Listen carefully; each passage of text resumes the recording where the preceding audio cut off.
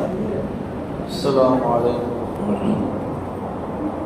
ورحمة الله وبركاته. الحمد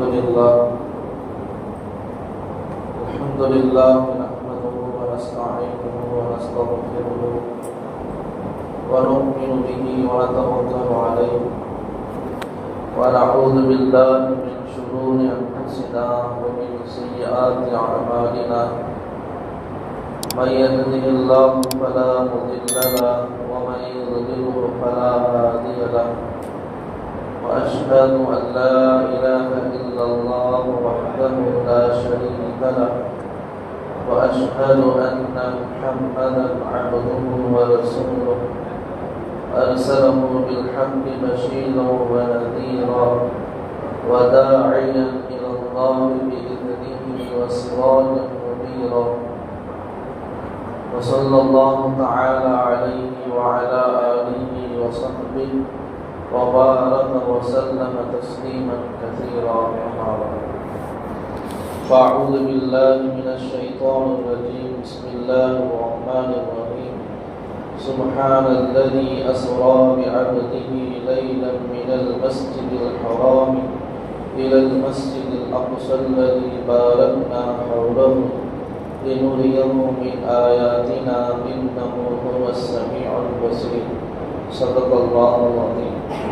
وقال عبد الله رضي الله تعالى عنه: وأعطي رسول الله صلى الله عليه وسلم أي في المعراج ثلاثا: إن أريد إلا الإصلاح ما استطعت وما توفيقي إلا بالله عليه توكلت إليه أنيب.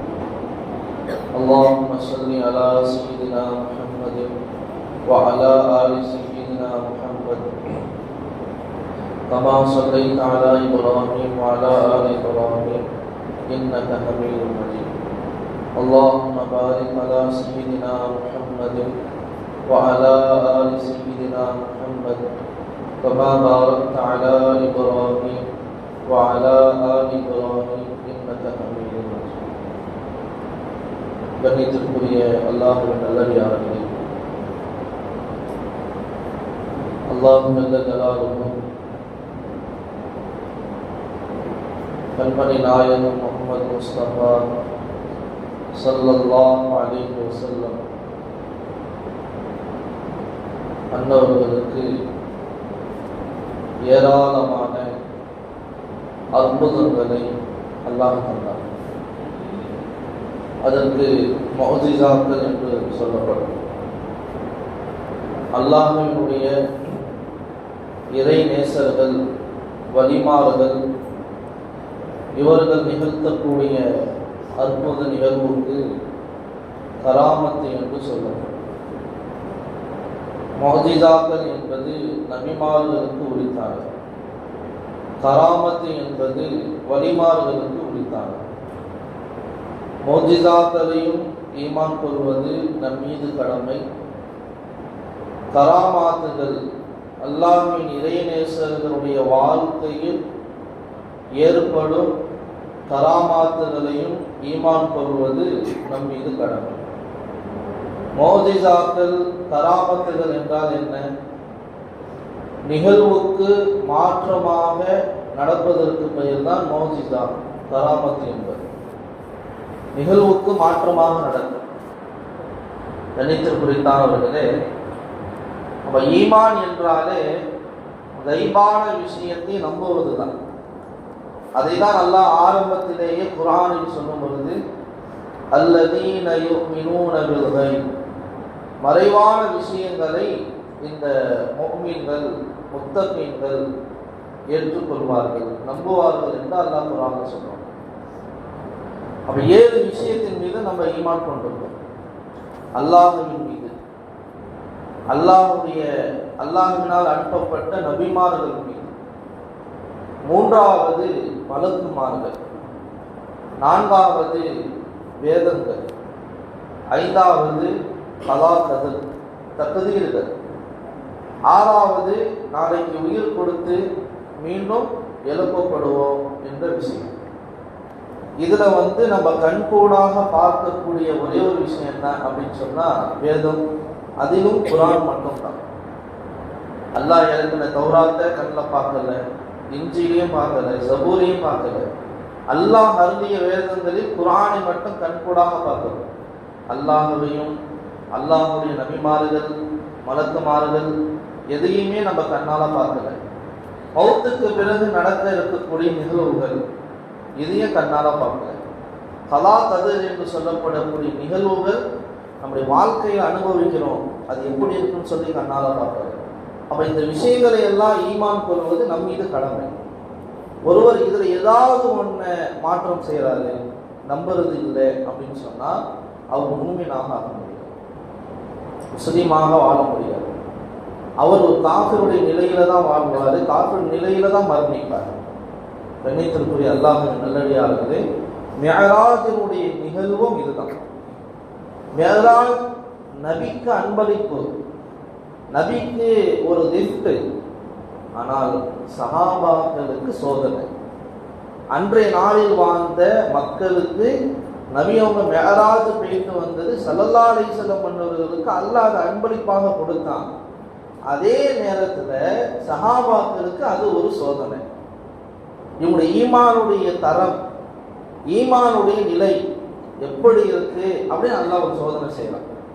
அப்ப ஹஜ்ரத் உம்மு ஹானி ரலியல்லாஹு அன்ஹா, நபியினுடைய மாமி மகர், ஒரு சொந்தக்காரங்க. அவங்க எதற்காக இந்த மேராஜுடைய சம்பவம் ஏற்பட்டுச்சு? 3 விஷயம் உலமாக்கள் சொல்லுவாங்க. முதலாவது, தாயினுடைய அந்த நகரத்துக்கு சென்று அந்த மக்கள் கொடுத்த சோதனை, வேதனை, இடர், தொந்தரவு, இது ஒரு மிகப்பெரிய ஒரு கவலை.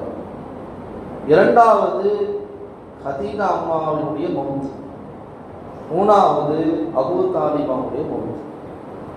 ஸல்லல்லாஹு அலைஹி வஸல்லம் பிறந்ததிலிருந்து வளர்த்தவங்க அத்தாவினுடைய அத்தா அப்துல் முத்தலிப். ஒரு 4 வயசு 8 வயசு இருக்கும்போது அவங்க வஃபாத் ஆயிட்டாங்க. அப்போ ஒரு சின்ன புள்ள நபி. அவங்களுடைய ஜனாதாவை தூக்கிட்டு போகும்போதே நபி அவங்களுடைய கண்ணிலேருந்து தண்ணி ஊற்றிக்கிட்டே இருந்துச்சு. தன்னுடைய ஹயாத்திலேயே தன்னுடைய மகனான அபூ தாலிபிட்ட, அலி ரலியல்லாஹு அத்தாவுடைய ஸல்லல்லாஹு அலைஹி வஸல்லம் பொறுப்பாக கொடுத்தாங்க. அத்தாவினுடைய அந்த வாக்கை நிறைவேற்றதுக்காக நபி அவர்களை கடைசி வரையிலும் கண்ணும் கலங்காம எல்லா நிலையிலேயுமே ஒரு ஒத்துழைப்பாக அபூ தாலிப் இருந்தாங்க. அபூ தாலிப் நபியோடு இருந்தும் ஈமானை ஏற்றுக்கொள்ளக்கூடிய பாக்கியம் கிடைக்கல. ஆனால் நபியினுடைய அந்த சொஹபத்து இருந்ததுனால அபூ தாலிபுக்கு அல்லாஹ் என்ன கொடுத்தான் அப்படின்னு சொன்னா, ஒரே ஒரு, எல்லா நரகவாசிகளுக்கு எவ்வளோ வேதனைகள் கொடுக்கப்படும், ஆனால் அபூ தாலிபுக்கு மட்டும் ஒரே ஒரு வேதனை மட்டும்தான் கொடுக்கப்படும். இது நபியுடைய சுகபத்தில் இருந்த பரக்கத். அந்த வேதனை என்ன? அபூ தாலிபுக்கு கொடுக்கப்படக்கூடிய வேதனை 2 நெருப்பிலான செப்பல்கள், காலணிகள் அவருக்கு அணிவிக்கப்படும். அது காலில் மட்டும்தான் மாட்டுவார், உடம்பு எல்லாமே நல்லா இருக்கும். இந்த கால உள்ள அந்த செப்பல், அதனுடைய சூடு, அதனுடைய உஷ்ணம் கொதித்து அதனுடைய தாங்க முடியாம மூளை கொதித்து வெளியில வந்துடும். ஸல்லல்லாஹு அலைஹி வஸல்லம் இன்னொரு ஹதீஸ்ல சொன்னாங்க, நரகவாசிகளிலேயே ஆக லேசான வேதனை இது மட்டும்தான். ஆனா அப்படிப்பட்ட மனுஷன் நினைப்பானா, நமக்கு இந்த வேதனை தான் நரகத்தில் இருக்கிற மற்றவங்களுக்கெல்லாம் எப்படி வேதனை இருக்கும் அப்படின்னு சொல்லி. அப்ப 3 விதமான கவலை. இந்த கவலையை போக்குறதுக்கு தசல்லி, ஆறுதலுக்காக வேண்டி அல்லாஹ் தன்னின் பக்கம் தன்னுடைய தூதரை அழைக்கிறான். உம்மு ஹானி ரலியல்லாஹு அன்ஹா வீட்டில் உறங்கிக் கொண்டிருந்த நபியை ஹஜ்ரத் ஜிப்ரீல் அலைஹிஸ்ஸலாம் அவர்கள் அழைத்து கொண்டு காபத்துல்லாவை ஒட்டி இருக்கக்கூடிய ஹதீம் என்று சொல்லப்படக்கூடிய அந்த பகுதியில் வச்சு நபியோடு அவர்களுடைய நெஞ்சு பிளக்கப்படுது. ஸல்லல்லாஹு அலைஹி வஸல்லம் வாழ்க்கையிலேயே 4 தடவை நெஞ்சு பிளக்கப்பட்டுச்சு. ஹார்ட்டை எடுத்து ஜம்சம் நீரால கழுகப்பட்டுச்சு. முதலாவது நபியினுடைய 4 வயது, ஹலீமா அம்மையாருடைய பால்குடி காலம் முடிஞ்சு நேராக மக்காவுக்கு போய் ஆமினா அம்மாட்ட அவங்களுடைய மகனான ஹஜரத்து ஸல்லல்லாஹு அலைஹி வஸல்லம் ஒப்படைக்கும் போது ஆமினா அம்மா உள்ளத்துல ஒரு ஆசை இருக்கும். ஏன்னு சொன்னா நபி எப்போ கையில் எடுத்துக்கிட்டாங்களோ தன்னுடைய வாழ்க்கையில பறக்கத்தை பார்த்தாங்க, செழிப்பை பார்த்தாங்க, நபியினுடைய மகத்துவத்தை விளங்குனாங்க. இன்னும் கொஞ்சம் காலம் நம்ம வளர்த்தா நல்லா இருக்குன்னு சொல்லி ஒரு ஆசை உள்ளத்துல இருந்துச்சு. ஆனா பொறுப்பு போய் ஒப்படைக்கணும். ஆமீனா அம்மாட்ட ஒப்படைக்கும் போது அந்த சமயத்துல காலரா என்று சொல்லப்படக்கூடிய ஒரு நோய், கொரோனாங்கிற மாதிரி ஒரு நோய் மக்காவில் ஃபுல்லா பரவி இருந்துச்சு. இப்போ இந்த நேரத்துல சின்ன பிள்ளையா இருக்கிறதுனால இங்க மக்காவில் நம்ம வச்சுக்கணும்னு சொன்னா ஏதாவது இடையூறு ஏற்படும்ட்டு கொஞ்சம் காலம் நீங்களே வச்சுக்கிட்டு அப்புறம் வந்து என்கிட்ட கொடுங்கன்னு சொல்லிட்டாங்க. ஆமீனா அம்மா ஹலீமா அம்மையாருக்கு சந்தோஷம் தாங்கல, உடனே அழைச்சிட்டு போயிட்டாங்க. அழைச்சிட்டு போய் தன் பிள்ளைகளோட விளையாடுறது எல்லாமே இருக்கும். அப்போ ஒரு சந்தர்ப்பத்துல ஹலீமா அம்மையார் தன் பிள்ளைகளோட அனுப்புறாங்க. அவங்க ஆடு மேய்க்கிறதுக்காண்டி போறாங்க. அந்த ஆடு மேய்ச்சிக்கிட்டு இருக்கும் பொழுது நிகழ்வுக்கு மாற்றமான ஒரு சம்பவம் நடக்குது. இது அந்த ஹலீமா அம்மையாருடைய பிள்ளைகள் கண்கூடா பார்க்குறாங்க, சிறு வயது. ஏன் இது முதலாவது. இரண்டாவது, நபியினுடைய 10வது வயதில் நெஞ்சு பிளக்கப்பட்டுச்சு. மூன்றாவது, ஸல்லல்லாஹு அலைஹி வஸல்லம் நுபுவத்து பட்டம் 40வது வயசுல கொடுப்பதற்கு சில மாதங்களுக்கு முன்னால் நெஞ்சு பிளக்கப்பட்டுச்சு. நாலாவது, ஸல்லல்லாஹு அலைஹி வஸல்லம் அவர்களை மிஅராஜுடைய பயணத்துக்கு அழைக்கும் பொழுது அல்லாஹ் தஆலா நெஞ்சை பிளக்க வச்சான். இந்த நாளும் ஏன் ஏற்பட்டுச்சு? முதலாவது, சிறு வயசுலயே அல்லாஹ் அந்த ஹார்ட்டை பிளந்து ஏன் கழுக வச்சான்னு சொன்னா, பாவம் என்ற அந்த சிந்தனை கூட வாழ்க்கையில வரவே கூடாது என்ற அந்த ஒரு துக்குடா, அந்த ஒரு துண்டு நபியினுடைய நெஞ்சிலிருந்து எடுக்கப்பட்டுச்சு. ஸல்லல்லாஹு அலைஹி வஸல்லம் இப்போ நம்ம என்னதான் தொழுதாலும் திக்ர் செஞ்சாலும் குர்ஆன் ஓதினாலும் சில நேரங்களில் நமக்கே பாவ சிந்தனை ஏற்படும். இந்த பாவ சிந்தனை கூட நபியுடைய வாழ்க்கையில் வரக்கூடாது. இது முதலாவது, இதற்காக நெஞ்சு பிளக்கப்பட்டுச்சு. இரண்டாவது, 10 வயசுல ஏன் நெஞ்சு பிளக்கப்பட்டுச்சுன்னு சொன்னா, இந்த பிள்ளைங்கெல்லாம் இந்த வயசு காலத்துல நம்ம விளையாடுற விளையாட்டு மீன் இப்படியே தான் தெரியும். ஏதோ ஒரு ஜாலிக்காக ஏதாவது ஒரு விளையாட்டு, ஏதாவது ஒரு இதுல அதாவது வீணான விளையாட்டுகளில் வீணான நேரத்தை கழிச்சிருவாங்க. இதை கூட நபியுடைய வாழ்க்கையில நடக்கக்கூடாது. அந்த வீணான செயல்ல ஈடுபடுறது, வீணான விளையாட்டுகள்ல ஈடுபடுறது, தேவையில்லாத சர்ச்சைகள்ல ஈடுபடுறது, இந்த சிந்தனை நபியுடைய வாழ்க்கையில வரக்கூடாது என்பதற்காக 10வது வயது நபியினுடைய நெஞ்சு பழக்கப்பட்டு அந்த கல்வி சுத்தப்படுத்தப்பட்டுச்சு. மூன்றாவது முறை நுபுவத்தினுடைய சக்தி சாதாரண இது இல்லை, அந்த வயிற்றை தாங்கினது, குர்ஆனுடைய பவர், அந்த ஒளிய உள்ள தாங்கிக்கணுங்கிறதுக்காக வேண்டி நுபுவத்து கொடுக்கறதுக்கு முன்னால் அல்லாஹ் அந்த நெஞ்சை விளக்க வச்சான், சுத்தம் செஞ்சு சரி செய்ய வச்சான். நாலாவது, மிக பிரகாசம், பேர் ஒளி, அந்த அல்லாஹ்வையே காணும் பாக்கியத்தை பெறக்கூடிய நபி அதை முழுமையாக தாங்கிக் கொள்ள வேண்டும் என்ற அந்த உணர்வுக்காக, சக்திக்காக, ரூஹானியத்தினுடைய சக்திக்காக வேண்டி 4வது முறை ஸல்லல்லாஹு அலைஹி வஸல்லம் கிளம்பப்படுது. இப்போ மக்காவிலிருந்து பைத்துல் முகத்தஸை நோக்கி புராக் எனும் வாகனத்தில் ஜிப்ரீல் அலைஹிஸ்ஸலாம் அவர்கள் நபி ஏற்றிக்கொண்டு செல்றாங்க. மக்காவிலிருந்து மதீனா பைத்துல் முகத்தஸ், இந்த பயணம் மக்கா டு பைத்துல் முகத்தஸ் என்ற இந்த பயணத்துக்கு தான் அரபியில இஸ்ரா என்று சொல்லப்படும். இரவுல பயணம் செய்வது இஸ்ரா என்று சொன்னார். இதுதான் குர்ஆன் சொல்லுது. சுப்ஹானல்லதி அஸ்ரா பி அப்திஹி, அல்லாஹ் தன் அடியாரை இரவில் அழைத்துக் கொண்டான். இலல் மஸ்ஜித், மக்காவிலிருந்து மஸ்ஜித் அக்ஸாவுக்கு. இப்போ மக்காவிலிருந்து பைத்துல் முகத்தஸுக்கு போறதுக்குள்ளார சில சம்பவம் நடக்குது. மக்காவிலிருந்து கிளம்பி கொஞ்ச தூரம் கிலோமீட்டர் பயணம் செஞ்ச பிறகு பேரித்த மரங்களாக நிறைந்த ஒரு ஊரை பார்த்தாங்க. அந்த ஊர் வந்ததுமே ஜிப்ரீல் அலைஹிஸ்ஸலாம் இறங்குங்க, இங்க 2 ரக்காயத்து தொழுவுங்கன்னு சொன்னாங்க. இங்க 2 ரக்காயத்து தொழுவுங்க. தொழுது கேட்டாங்க, ஏன் உங்களை தொழுது சொன்ன தெரியுமா? இந்த பேரித்த மரங்களாக நிறைந்திருக்கு இந்த ஊருக்கு பெயர் யஸ்ரிப். மதீனத்து தொய்யிபா, மதீனா நகரம். இந்த நகரத்துக்கு தான் நீங்கள் ஹிஜ்ரத்து செஞ்சு வருவீங்க. உங்களுடைய மக்காவில் உள்ள மக்கள் உங்களை விரட்டி அடிப்பாங்க, வெளியில் போங்கன்னு சொல்லுவாங்க. நீங்கள் அங்கிலிருந்து அல்லாஹ்வுடைய கட்டளையை கொண்டு இந்த ஊருக்கு தான் ஹிஜ்ரத்து செஞ்சு வருவீங்க. ஸல்லல்லாஹு அலைஹி வஸல்லம் கால் பாதம் ஹிஜ்ரத்து செய்வதற்கு முன்னாடி மதீனாவில் பட்டுச்சு. அடுத்ததாக சஃபர் செஞ்சாங்க.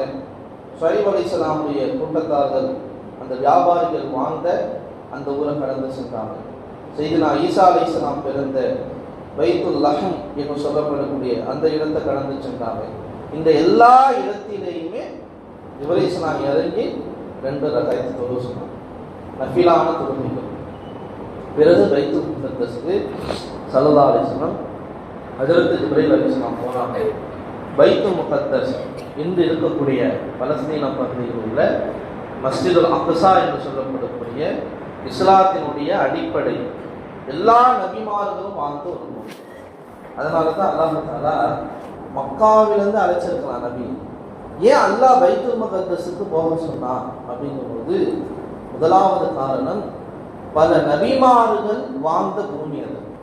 ஹஜ்ரத் இப்ராஹிம் அலைஹிஸ்ஸலாம், ஹஜ்ரத் தாவூத் அலைஹிஸ்ஸலாம், ஹஜ்ரத் சுலைமான் அலைஹிஸ்ஸலாம், மூசா அலைஹிஸ்ஸலாம், ஈசா அலைஹிஸ்ஸலாம் போன்ற பெரும் பெரும் நபிமார்கள் வாழ்ந்த தேசம், மண்ணு. பாரக்னா ஹவுலஹு, அதை சுற்றி நாங்கள் பரக்கத்து செஞ்சு வச்சிருக்கோங்கிறாங்க. அது பரக்கத்து நிறைந்த பூமி. இன்னைக்கு மக்கா மதீனா எப்படி நாங்கள் புனிதமாக கருதுகிறோமோ, ஒவ்வொரு மோமினும் மஸ்ஜிதுல் அக்ஸாவையும் புனிதமாக கருத வேண்டும் என்ற ஒரு காரணத்துக்கு அல்லாஹ் மக்காவிலிருந்து பைத்துல் முகத்தஸுக்கு போக சொன்னார். இது 2வது காரணம். 3வது, ஏன் அல்லாஹ் மஸ்ஜிதுல் அக்ஸாவை தேர்ந்தெடுத்தான், மக்காவிலிருந்து டைரக்டா தன்னை அழைச்சிக்காம அப்படின்னு சொன்னா, அந்த வானத்துக்கு பயணம் செய்ய மிக இலகுவான இடம் மஸ்ஜிதுல் அக்ஸா. உலமாக்கள் எழுதுறாங்க, பூமியிலேயே பள்ளமான பகுதி எது அப்படின்னு சொன்னா மக்கா. அதே பூமியிலேயே மிக மேடான பகுதி எது அப்படின்னு சொன்னா மஸ்ஜிதுல் அக்ஸா. இப்போ மேடான பகுதிங்கும் போது ஒன்னை எடுக்குன்னு சொன்னா, இப்போ மேல இருக்கிற ஒரு பொருளை எடுக்கணும், கீழே இருந்து எடுக்க முடியாது.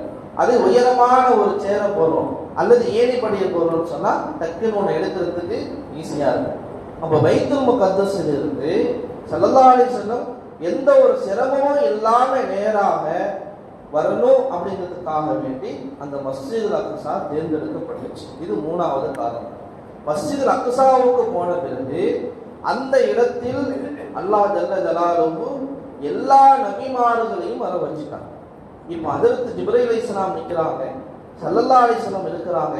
ஆதம் அலைஹிஸ்ஸலாமிலிருந்து எல்லா நபிமார்களுடைய வருகையும் அங்கே வரப்பட்டுடுச்சு. இந்த சமயத்துல தொலை வைக்கப்படல, பரலான தொழுகை இல்லை, நஃபிலான தொழுகை, உபரியான தொழுகை.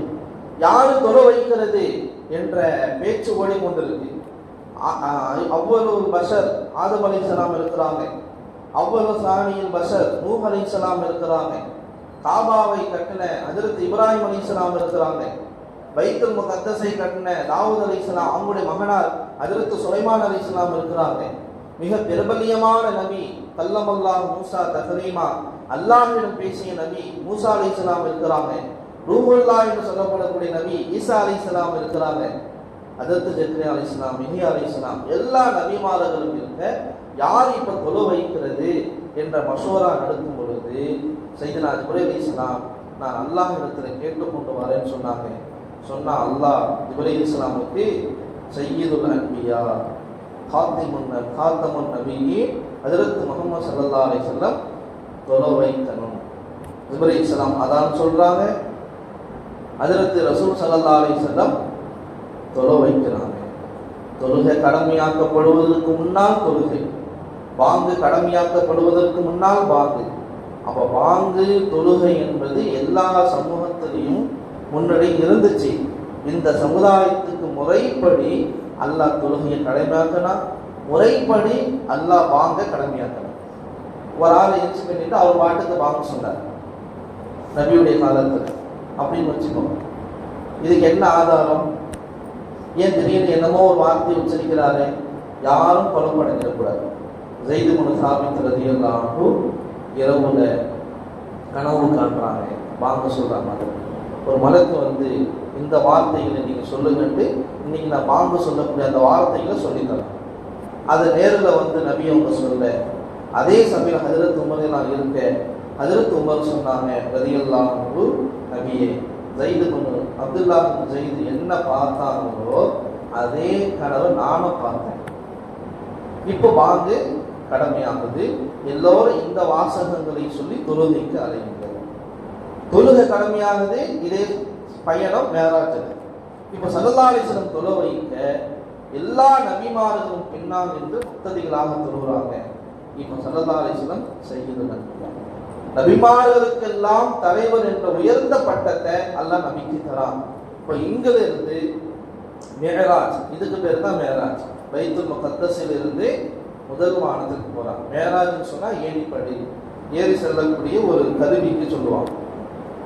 இன்னைக்கு மாடிப்படி நம்ம எடுத்துக்கலாம், லிஃப்ட் எடுத்துக்கலாம், மேல போறதுக்கான ஒரு கருவி. முதல் வானத்துக்கு போறாங்க. முதல் வானத்துக்கு போன பிறகு ஜிப்ரீல் அலைஹிஸ்ஸலாம் முதல் வானத்துடைய கதவை தட்டுறாங்க. யாரும் கேட்கப்படுது, ஆனா ஜிப்ரீல் வமமாக உங்களோடு யார் இருக்காங்க? இவங்க முஹம்மது ஸல்லல்லாஹு அலைஹி வஸல்லம். இந்த ஒரு ஒழுக்கம் என்ன? உள்ளே நுழைவதற்கு முன் அனுமதி கேட்டு செல்ல வேண்டும். அந்த ஒழுக்கத்தை இன்று சையதுனா ஜிப்ரீல் அலைஹிஸ்ஸலாம் நபி அவங்க இந்த உம்மத்துக்கு நமக்கு கற்றுத்தராங்க. அல்லாஹ் குர்ஆன்லயும் அதை தான் கற்றுக் கொடுக்குறான். அதையும் சட்டமாக அல்லாஹ் இருக்கிறான். மிஅராஜில் நடந்த அந்த சம்பவம் குர்ஆனுடைய ஆயத்தாக இருந்தது. யா அய்யுஹல்லதீன ஆமனு லா ததுகுலு புயூத்தன் கைர புயூத்திகும் ஹத்தா தஸ்தஅனிசு வ துஸல்லிமு அலா அஹ்லிஹா. வீட்டுக்குள்ள போறதுக்கு முன்னாடி நம்ம வீடு அல்லாம வேற வீட்டுக்கு போனா முதல்ல அனுமதி கேட்கணும், சலாம் சொல்லணும். சலாம் சொல்லி அனுமதி கேட்டுதான் வீட்டுக்குள்ள நுழையும். முதல்ல அனுமதி கேட்கப்படுது, பிறகு சொல்லப்படுது நபியை பற்றி. ஹஜ்ரத் ஆதம் அலைஹிஸ்ஸலாமோட சந்திப்பு, இரண்டாவது வானத்துல ஈசா அலைஹிஸ்ஸலாம் யஹ்யா அலைஹிஸ்ஸலாமோட சந்திப்பு, மூணாவது வானத்துல யூசுப் அலைஹிஸ்ஸலாம், அடுத்து இத்ரீஸ் அலைஹிஸ்ஸலாம், அடுத்து ஹாரூன் அலைஹிஸ்ஸலாம், ஆறாவது வானம் மூசா அலைஹிஸ்ஸலாம், ஏழாவது வானத்துல ஹஜ்ரத் இப்ராஹிம் அலைஹிஸ்ஸலாம். பைத்துல் மஅமூர் என்ற மஸ்ஜிதுக்கு அருகாமையில ஹஜ்ரத் இப்ராஹிம் அலைஹிஸ்ஸலாம் அமர்ந்துட்டாங்க. இன்னைக்கு பைத்துல்லா காபத்துல்லாவுக்கு நேரா இருக்கக்கூடிய மஸ்ஜிதுக்கு பெயர் தான் மஸ்ஜிதே பைத்துல் மஅமூர். இது ஏழாவது வானத்துல இருக்கு. அந்த பைத்துல் மஅமூர்ல இருந்து ஏதாவது ஒரு பொருளை இப்படி கீழே போட்டோம்னு சொன்னா அது நேரா கரெக்டா காபத்துல்லால தான் வரும். அந்த பைத்திய மஸ்ஜித் இன்னைக்கு நாங்களுக்கு நமக்கான கிபிலா எப்படி காபத்துல்லாவாக இருக்குதோ, மலக்குமார்களுக்கான கிபிலா தான் பைத்துல் மஅமூர் என்பது. அந்த பைத்துல் மஅமூர் என்ற மஸ்ஜிதுல ஒவ்வொரு நாளும் 70,000 மலக்குமார்கள் உள்ளே போறாங்க. போறவங்க வெளியில வாரதில்லை. இப்படிப்பட்ட ஒரு சிறப்பு வாய்ந்த மஸ்ஜித் தான். பிறகு அல்லாஹ் தஆலா நபி அவங்களுக்கு சொர்க்கவாசிகளை காட்டப்படுது, நரகவாசிகளை காட்டப்படுது. சில பேர் வேதனை செய்யப்படுறாங்க. அடுத்தது நஹ்ரு, 4 விதமான ஆறுகள் காட்டப்படுது. அடுத்ததாக சிதறத்து முன்தஹா, இலந்தை மரம், மிகப்பெரிய முள் இல்லாத ஒரு மரம், சிதறத்து முன்தஹா என்று சொல்லப்படக்கூடிய கடைசி எண்டு. இப்படி கூடவே வந்த ஜிப்ரீல் அலைஹிஸ்ஸலாம் அந்த சிதறத்து முன்தஹா வந்த பிறகு தன்னுடைய முழு உருவத்தை நபி கொண்ட காரணம். நபியுடைய முழு உருவத்தை ஸல்லல்லாஹு அலைஹி வஸல்லம் ஹஜ்ரத் ஜிப்ரீல் முழு உருவத்தை அப்போ முதல் பார்க்குறாங்க. அதுக்கு பிறகு அல்லாஹ்வை சந்திக்கக்கூடிய தர்பார். இப்போ இந்த இடம் வந்த பிறகு ஹஜ்ரத் ஜிப்ரீல் சொல்லிட்டாங்க, இது வரைக்கும் தான் எனக்கான அனுமதி, இதுக்கு பிறகு நான் வர்றதுக்கு அனுமதி இல்லை, இதுக்கு பிறகு நான் வருவதற்கு அனுமதி இல்லை, உங்களுக்கு மட்டும்தான் அல்லாஹ் அந்த அனுமதியை கொடுத்திருக்கான். நினைத்து குறித்தானவர்களே, இதுதான் மேகராஜுடைய பயணம். இப்போ ஸல்லல்லாஹு அலைஹி வஸல்லம் உள்ள போறாங்க, அல்லாஹ்வை பார்க்குறாங்க. பார்த்த உடனே ஸல்லல்லாஹு அலைஹி வஸல்லம் முபாரக்கான நாவிலிருந்து வந்த கலிமாக்கள், அத்தஹியாத்து லில்லாஹி வஸ்ஸலவாத்து வத்தய்யிபாத். இன்னைக்கு நாங்கள் ஓதக்கூடிய இந்த அத்தஹியாத் சொன்னாங்க, காணிக்கைகள், தொழுகைகள், நல்லவைகள், இவையெல்லாம் அல்லாஹ்விற்கு உண்டு. இதுல 3 விஷயம் நபி அவங்க சொன்னாங்க. இபாதத்து 3 வகை. முதலாவது லிசானி இபாதத், அத்தஹியாத்து, நாவினால் செய்யப்படக்கூடிய வணக்கங்கள் எல்லாம் அல்லாஹ்வுக்கு திக்ர் செய்யறது, குர்ஆன் ஓதுறது, சலாம் சொல்றது, நல்லது பேசுறது, கெட்டதை பேசாம தவிர்ந்திருக்கிறது. இந்த நாவினால் வரக்கூடிய எல்லா இபாதத்தும் அல்லாஹுக்கானது. அடுத்ததாக சொன்னாங்க வஸ்ஸலவாத், பதனி இபாதத், உடல் ரீதியாக செய்யப்படக்கூடிய தொழுகை, நோன்பு, இந்த எல்லா இபாதத்தும், ஹஜ்ஜில நடக்கக்கூடிய அந்த நடை, இந்த எல்லா இபாதத்தும் அல்லாஹுக்கானது. மூணாவது சொன்னாங்க மாலி இபாதத், தொய்யிபாத், மாலி இபாதத், செல்வ ரீதியாக செய்யப்படக்கூடிய வணக்கம், ஜகாத்து, சதகாக்கள், இது எல்லாம் அல்லாஹ்வுக்கானது. இந்த 3 இபாதத்தை ஸல்லல்லாஹு அலைஹி வஸல்லம் அல்லாஹ்விற்கு முன்னால் எடுத்து வைக்கிறார். கண்ணியத்திற்குரியவர்களே, முதலாவது நாவினால் செய்யப்படக்கூடிய வணக்கத்தை நபி சொன்னாங்க. இரண்டாவது உடல் சம்பந்தப்பட்ட வணக்கத்தை சொன்னாங்க. மூணாவது செல்வம் சம்பந்தப்பட்ட வணக்கத்தை சொன்னாங்க. இந்த 3க்கு பதிலா அல்லாஹ் தஆலா 3 விஷயத்தை சொன்னாங்க. அஸ்ஸலாமு அலைக்க அய்யுஹன் நபியு வ ரஹ்மத்துல்லாஹி வ பரகாத்துஹு. என்னைக்கு ஒரு மனிதனிடத்தில் நாவினால் திக்ருடைய, குர்ஆன் ஓதுதல், நல்லதை பேசுறது இருக்குமோ, அல்லாஹ் அவனுடைய வாழ்க்கை நிம்மதியாக இருக்கும். அஸ்ஸலாம். என்னைக்கு ஒரு மனிதனிடத்துல உடல் ரீதியான வணக்கங்கள், தொழுகிறது, இது போன்ற வணக்கங்கள் இருக்குமோ, அல்லாஹ்வின் அருள் அந்த அடியானை முன்னோக்கி கொண்டே இருக்கும். ரஹ்மத்து. தய்யிபாத், என்னைக்கு என்னுடைய செல்வத்தை கரெக்டா ஜகாத்தை பார்த்து நான் கொடுக்கிறேனோ, ஜகாத்தை தாண்டி உபரியான வணக்கம், தான தர்மம், சதக்காக்களை செய்கிறேனோ, பரக்காத்து, அல்லாஹ்வுடைய பரக்கத்து அதிகரிச்சுக்கிட்டே இருக்கும். தய்யிபாத், செல்வத்துல பரக்கத்து வேணும்னு சொன்னா அந்த செல்வம் செலவழிக்கப்படும். அதுதான் இங்க அல்லாஹ் சொல்றான். தய்யிபாத் என்றால் ஹலால். என்னைக்கு ரிஸ்க்ல பரக்கத்து கிடைக்கும்னா ஹலாலை கொண்டு மட்டும்தான் கிடைக்கும். உலமாக்கள் சொன்னாங்க, இமாம் அஹ்மது இப்னு ஹம்பல் ரஹ்மத்துல்லாஹி அலைஹி கிட்ட ஒரு மனிதர் வந்து கேட்கிறார், நிம்மதி எதுல இருக்கு? இமாம் அஹ்மது இப்னு ஹம்பல் ரஹ்மத்துல்லாஹி சொன்னாங்க, அத்னுல் பில் ஹலால், ஹலாலை சாப்பிடுறதுல தான் நிம்மதி இருக்கு. வந்த ஒரு பதில கேட்டவங்க குழம்பி போயிட்டாங்க. நேரா சுஃபியான் இப்னு உயைனா ரஹ்மத்துல்லாஹி அலைஹி, அந்த காலத்துல வந்து இன்னொரு மகான், அவங்கள்ட்ட போய் கேட்கிறாரு, நிம்மதி எதுல இருக்குது? அவங்க சொன்னாங்க, அல்லாஹ்வை திக்ர் செய்ததுல நிம்மதி இருக்கு. இப்போ உடனே வந்தவர் சொன்னாரு, நான் இமாம் அஹ்மது ஹம்பல் ரஹ்மத்துல்லாஹி கிட்ட போனேன், அவங்கள்ட்ட இந்த கேள்வி கேட்டேன். அவங்க சொன்னாங்க, ஹலால உண்பதில தான் இருக்கு. ஆனா சுஃபியான் இப்னு உயைனா ரஹ்மத்துல்லாஹி சொன்னாங்க, அலா பி திக்ரில்லாஹி தத்மஇன்னுல் குலூப். மறுபடி அவருக்கு அந்த டவுட் வந்துச்சு. அல்லாஹ் குர்ஆன்ல திக்ர் செய்வதை கொண்டுதான் நிம்மதி இருக்குன்னு சொல்றான், ஆனா இமாம் வந்து ஹலால உண்பதுல தான் நிம்மதி இருக்குங்கிறாங்களேங்கிற டவுட்ல தான் சுஃபியான் இப்னு உயைனா ரஹ்மத்துல்லாஹி போகும்போது அவங்க அந்த பதிலை கரெக்டா சொல்றாங்க. சொன்ன உடனே இந்த பதிலை இவங்க சொல்றாங்க, நான் இது மாதிரி கேள்வி கேட்டேன், அவங்க இப்படி பதில் சொல்றாங்களேன்னு சொல்லி. அப்படியா? ஹலாலை கொண்டுதான் ஒரு மனிதனுடைய வாழ்க்கையில நிம்மதி இருக்குன்னு சொன்னாங்களே, அதுதான் உண்மை. என்னைக்கு ஒரு மனிதனிடத்துல ஹலால் இருக்காதோ, ஹராம் இருக்குமோ, அவனுக்கு திக்ர் செய்யக்கூடிய பாக்கியம் கிடைக்காது, தொழுகிற பாக்கியம் கிடைக்காது. திக்ர் செஞ்சாலும் கொஞ்ச நேரம் தான் உட்கார, எஞ்சி எப்படா ஓடலாம் தான் பார்ப்பாரு, எப்படா ஹஜ்ரத்து தொழுகை முடிப்பாருன்னு தான் பார்ப்பாரு. குர்ஆனை வாழ்க்கையில் எடுக்கிறதுல அவர் மீறி எடுத்துட்டாலும் ஏதோ ஒரு 2 ஆயத்தை ஓதுன பிறகு போனவரை எஞ்சி ஓடி போயிடுவார். ஹராம் இருக்கிற வரைக்கும் அமல் செய்யக்கூடிய பாக்கியம் கிடைக்காது. ஹராமு திங்கிற அந்த ருசி உள்ளத்துல உடல்ல இருக்கிற வரைக்கும் நல்ல அமல் செய்யக்கூடிய நசீபு கிடைக்காது. அல்லாஹ் குர்ஆன்ல சொல்றான், குலூ மினத் தய்யிபாத் வ அமலு சாலிஹா, நல்லவைகளை உண்ணுங்கள், ஹலாலான நல்ல அமல்களை செய்யுங்க. ஹலாலை கொண்டு நல்ல அமல்கள் செய்யக்கூடிய பாக்கியத்தை அல்லாஹ் கொடுப்பான். அப்ப இந்த 3வது ஸல்லல்லாஹு அலைஹி வஸல்லம் சொல்லும் பொழுது அல்லாஹ் சொன்னா வபர்தான். இப்போ இந்த 2 சாப்டர் முடிஞ்சு. காரூண்ய நபி இந்த உம்மத்தின் மீது வைத்திருந்த அந்த அன்பு பாசம். அஸ்ஸலாமு அலைக்க ஐயுஹன் நபி, அல்லாஹ் சலாம் சொன்னது நபியை மட்டும் பார்த்துதான். அந்த சமயத்துல தான் ஸல்லல்லாஹு அலைஹி வஸல்லம் தன் உம்மத்தை நினைச்சு பார்க்குறாங்க. இவ்வளோ பெரிய ஒரு உயர்ந்த இடத்துக்கு நம்ம வந்துட்டோம். இந்த அல்லாஹ்வின் புறத்திலிருந்து கிடைக்கக்கூடிய இந்த சலாம் இது என்னோட போயிடக்கூடாது, என் உம்மத்துக்கு வரணும்னு சொல்லி சொன்னாங்க. அஸ்ஸலாமு அலைனா வ அலா இபாதில்லாஹி ஸாலிஹீன்.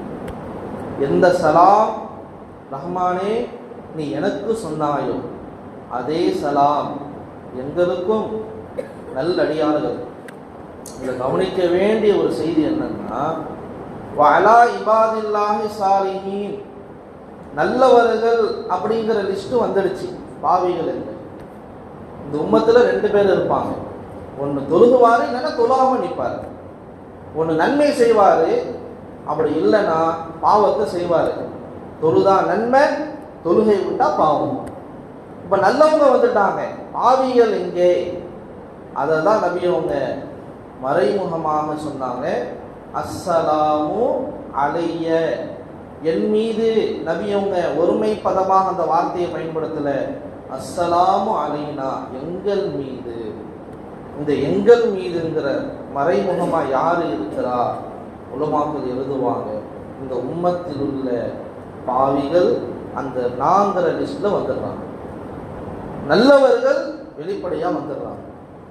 டோட்டலா என் சமூகம் எல்லோருக்கும் அந்த சலாம் கிடைக்கணும். அதனாலதான் குடி குடிச்சே வாழ்க்கை கழிச்சவன் கடைசி நேரத்தில் தௌபா செய்யக்கூடிய பாக்கியம் கிடைக்கும். காண்கிறோமா இல்லையா? வட்டியில வாழ்க்கை போச்சு, கடைசியில் அல்லாஹ் தௌபா செய்யக்கூடிய பாக்கியத்தை கொடுத்தா. ஹஜ்ஜிக்கு போட்டாங்க, ஆனால் ஹஜ்ஜி செய்கிற பாக்கியம் கிடைக்கல, மொத்தம் போயிட்டார். ஆனால் தௌபா செஞ்சார். எப்படிங்க சாத்தியம்? இந்த அஸ்ஸலாமு அலைனா இதனுடைய பரக்கத்துகள் தான் சில பாவிகளுக்கும் அல்லாஹ் ஹிதாயத் தர காரணமாகும். கண்ணியத்து குறித்தானவர்களே, இது எல்லாம் பார்த்துட்டு இருந்த மலக்குமார்கள், என்னடா இது, இந்த சபையிலையும் வந்து தன் சமூகத்தை மறக்காத ஒரு மாமனிதராக இருக்கார் என்று அஷ்ஹது அல்லா இலாஹ இல்லல்லாஹ் வ அஷ்ஹது அன்ன முஹம்மதன் அப்துஹு வ ரசூலுஹு, எல்லா மலக்குமார்களுடைய நாவிலிருந்து அந்த கலிமா ஷஹாதத்து வந்துச்சு. அந்த அத்தஹியாத்தை ஒவ்வொரு தொழுகையும் ஓதுறத நபி அவங்க நமக்கு கடமையாக ஆக்கியிருக்காங்க. வாஜிபு பரலுடைய அந்தஸ்துல இந்த அத்தஹியாத்து இருக்கு. கண்ணியத்தில் குறித்தானவர்களே, இப்பதான் அல்லாஹ் தஆலா தொழுகையை கடமையாக்குறான். இந்த தொழுகையிலையும் இந்த துவாவை அல்லாஹ் ஆக்குறான். பிறகு ஸல்லல்லாஹு அலைஹி வஸல்லம் அல்லாஹ்வுடைய சந்திப்பை முடிச்சுட்டு நேராக திரும்பி மக்காவை நோக்கி வராங்க. அந்த வரப்பட்ட இடைப்பட்ட நேரத்தில் நமக்கெல்லாம் தெரியும் 50 நேர தொழுகை கடமை அது சுருக்கப்பட்டு 5 நேரமாக ஆக்கப்பட்டுச்சு. எதனாலன்னு சொன்னால், மூசா அலைஹிஸ்ஸலாமுடைய தர்கீப், அவங்களுடைய அந்த உபதேசம், நீங்கள் இப்படி 50 வக்த தொழுது எடுத்துகிட்டு போகிறீங்க, உங்கள் சமுதாயம்லாம் கேட்குமா அப்படின்ட்டு. இதில் இன்னொரு ரகசியம் என்ன இருக்குது? ஏன் மூசா அலைஹிஸ்ஸலாம் வந்து நபியவங்க வரும்பொழுதெல்லாம் போய் குறைச்சிட்டு வாங்க, குறைச்சிட்டு வாங்க, குறைச்சிட்டு வாங்க, குறைச்சிட்டு வாங்க, ஏன் திரும்பி திரும்பி திரும்பி அனுப்புனாங்கன்னு சொன்னால், அல்லாஹ் ஒரு காணும் பாக்கியம் நபிமார்களிலேயே அல்லாஹ் உங்களுக்கு மட்டும்தான் கொடுத்துருக்கோம். எனக்கு கூட இல்லை. நான் ஆசைப்பட்டேன்தான், சும்மா லைட்டாக அவனுடைய பேர் ஒளி வெளிப்பட்டுச்சு, படான் மைக் அடிச்சு நான் கீழே வந்துட்டேன். எனக்கு தாங்குற சக்தி இல்லை. நபிமார்களிலேயே அல்லாஹவை காணும் பாக்கியம் பெற்றவர்கள் முஹம்மது ஸல்லல்லாஹு அலைஹி வஸல்லம் ஆகி நீங்கள் மட்டும்தான். அந்த பாக்கியம் உங்களுக்கு திரும்ப திரும்ப கிடைக்கணும் தான் போய் குறைச்சாங்க. போயிட்டு வாங்க, போயிட்டு வாங்க, போயிட்டு வாங்கட்டு 45 குறைச்சிட்டாங்க. 9 5 45, 9 தடவை திரும்ப போயிட்டு போயிட்டு பார்த்துட்டு வராங்க. அப்புறமா குறைக்கும் போது தான் இதுக்கப்புறம் போகிறது நான் வெட்கப்படுறேன். நபியவங்க அந்த 5 வக்த தொழுகை எடுத்துக்கொண்டு வந்தாங்க. ஸல்லல்லாஹு அலைஹி வஸல்லம் இந்த நிகழ்வு, இந்த மேராஜினுடைய நிகழ்வு உடலும் உயிரும் சேர்ந்து ஏற்பட்டுச்சு. அல்லாஹ் தொழுகையை கடமையாக்கினான். பிறகு ஈமானுக்கு அடுத்து இஸ்லாமத்தில் முதல் கடமை தொழுகை. அதனால தான் இந்த தொழுகை பாருங்க அல்லாஹ் இடத்துல டைரக்டாக வாங்கிட்டு வந்ததுனால இது ஒரு தனி சிறப்பு என்னன்னா, மௌத்தா போறவர்களுக்கும் தொழுகையை விடுவதற்கு யாருக்கும் அனுமதி இல்லை. எந்த நிலையிலும் அனுமதி இல்லை. நோன்புக்கு அனுமதி இருக்கு, ஜகாத்துக்கு அனுமதி இருக்கு, ஹஜ்ஜிக்கு அனுமதி இருக்கு. நோன்புக்கான அனுமதி, ரொம்ப வயசாகிடுச்சு சாப்பிடலன்னா மைக்கடிச்சு கீழே விழுந்துருவாங்க, டாக்டருடைய அறிவுரை ஓகே, மார்க்க சட்டப்படி ஒரு நோன்புக்கு பித்தரா காசு அடிப்படையில் 30 நோன்பு கொடுத்து, ஹம்லா இருக்கிறாங்க கர்ப்பிணி பெண்மணி, இல்லை பால் ஊட்டக்கூடிய தாயாக இருக்கிறாங்க, பால் கொடுக்கும்போது நோன்பு வச்சோன்னு சொன்னால் மைக்கடிச்சிருவாங்க, இல்லை பசி வந்துடும், ஏதாவது நிலைமை, இந்த நிலைமையிலலாம் நோன்பை விட அனுமதி இருக்குது. இவங்க பின்னாடி எடுத்து வச்சுக்கலாம், மார்க்கத்தில் அனுமதி இருக்குது. ஜகாத்து வசதி உள்ளவங்க கொடுக்கலாம், வசதி இல்லாமல் கொடுக்க தேவையில்லை. ஹஜ்ஜு அப்படித்தான், வசதி உள்ளவங்க செய்து. ஆனால் தொழுகை ஏழை பணக்காரன் நடுத்தரமான எல்லாரும் செய்யணும், எல்லா நிலையிலும் தொழுகன்னு. நீ வெளியூர் போனாலும் பரவாயில்லை, ஃபஜ்ர் மகரிப் அப்படியே தொழுதுக்க, லுஹர் அஸ்ர் இஷாவை 2 ஆக்கிக்க. படுத்த படுக்கையிலே கிடக்க நான் எப்படிங்க தொழுகிறது? சுயநலவை இழக்கிறாரு, அப்போதான் அது பாவமாக கருதப்படாது. சுயநலவு இருக்கிற காலம் வரையிலும், நான் நானாக இருக்கிறேன் எல்லாமே தெரியுதுங்கிற காலம் வரையிலும் படுத்த படுக்கையிலும் சைக்கிணையோடு தொழுவதற்கு மார்க்கம் நமக்கு அனுமதிக்குது. அப்போ இந்த மேராஜுடைய படிப்பினை தொழுகையை நாங்கள் எடுத்துக்கொள்ளணும். இந்த தொழுகையின் மூலம் நாங்கள் இன்பம் பெறுவோமே ஆனால் அல்லாஹ்வை காணும் பாக்கியம் நமக்கும் கிடைக்கும். அல்லாஹ்வை காணுங்கிற அந்த ஆசை நம்முடைய உள்ளத்திலும் ஏற்படும். எல்லாம் அல்ல அல்லாஹ் ஜல்ல ஜலாலுஹு நபி அவர்கள் நமக்கெல்லாம் கிஃப்டாக அல்லாஹுடைய புறத்தில் வாங்கிட்டு வந்த இந்த தொழுகையை நம்முடைய மௌத்து வரையிலும் பேணுதலோடு இஸ்திகாமத்தோடு தொடரக்கூடிய அந்த பாக்கியத்தை அல்லாஹ் நம்ம எல்லோருக்கும் நசீபாக்குவானாக. ஆமீன். வாஹிர் தஅவானா அல்ஹம்துலில்லாஹி ரப்பில் ஆலமீன். அல்ஹம்துலில்லாஹி ரப்பில் ஆலமீன். اللهم صل على سيدنا محمد وعلى ال سيدنا محمد وبارك وسلم عليه. ربنا عليك توكلنا واليك نبنا واليك المصير. ربنا لا تزغ قلوبنا بعد إذ هديتنا وهب لنا من لدنك رحمة إنك أنت الوهاب. يا الله என்னுடைய பாவங்களை மன்னிப்பாயாக, பெற்றோருடைய பாவங்களை மன்னிப்பாயாக, உற்றார்களுடைய பாவங்களை மன்னிப்பாயாக. உலகிலே வாழக்கூடிய முஸ்லிமான மூமினான ஆண்கள் பெண்கள் அனைவரின் பாவங்களை மன்னிப்பாயாக.